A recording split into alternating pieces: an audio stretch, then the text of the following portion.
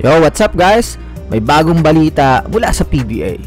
Pure Blends, yung bagong franchise na pumalit sa Northport. May malalaking moves agad, so tingnan natin yan. Usually kapag bagong team ka, rebuild mode muna. Pero Pure Blends, hindi eh. Kakabili lang nila ng franchise worth 90 million pero ang mindset nila, compete right away.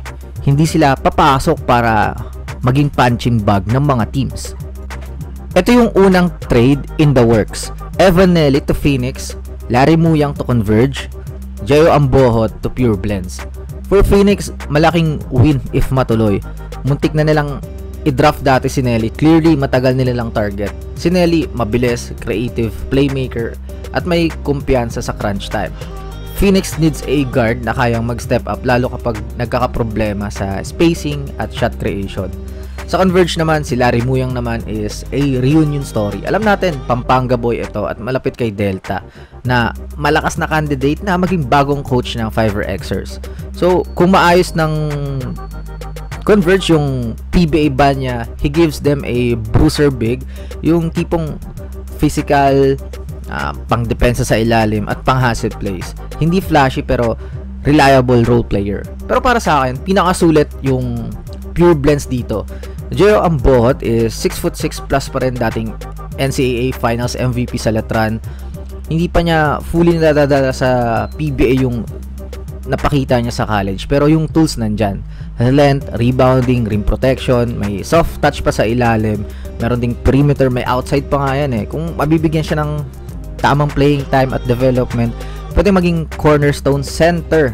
So actually, tres dapat yan si Ambohot pero wala siyang choice kung hindi mag-adjust eh, no? So imagine mo bagong team ka tapos may young big na pwede mong gawing identity piece, sobrang jackpot na. Next move na pinag-uusapan, Pure Blends might trade Gio Halalon to Blackwater para kay Justin Chua. Halalon, kilala natin bilang the bus driver, the cyclone, hustle guard, scrappy defender, veteran presence. Sa Blackwater, bagay na bagay kasi kailangan nila ng guard na kayang mag-stabilize ng offense at magdala ng energy every night. Wala silang masyadong leader sa backcourt kasi tinanggal na nila si JV Casio. On the flip side, si Justin Chua is a stretch big, one of few sa PBA na kayang mag-space ng floor consistently. May tira sa labas pero kaya ring lumaban sa loob. If Pure Blends lands Chua tapos may Ambohot na sila, grabe yung balance. Isang rim protector at rebounder tapos may floor spacer na big man. So both naman eh. So pwede silang mag-swap. Bahala sila kung sino yung 4 or sino yung 5. Pwede silang maglaro ng Twin Towers eh. Pwede ring mag-adjust depende sa matchup. Pero may twist na mangyayari siguro kasi TNT is also in the mix. Naghahanap sila ng big man replacement for Poy Eram at guard help dahil injured si Jason Castro. Alam natin matagal na nilang gustong makuha si Halalon. So, magiging chess match ito. Sino ang makapagbigay ng tapang package to land Chua. So, kung Pure Blends, ibig sabihin, again, smart and aggressive moves. Kung TNT, that's just adding another weapon sa kanilang loaded na roster. So, sana i-prioritize muna yung Pure Blends. So, magiging unrestricted kasi si Halalon. So, pwede siyang pumunta lang ng TNT nang walang kapalit.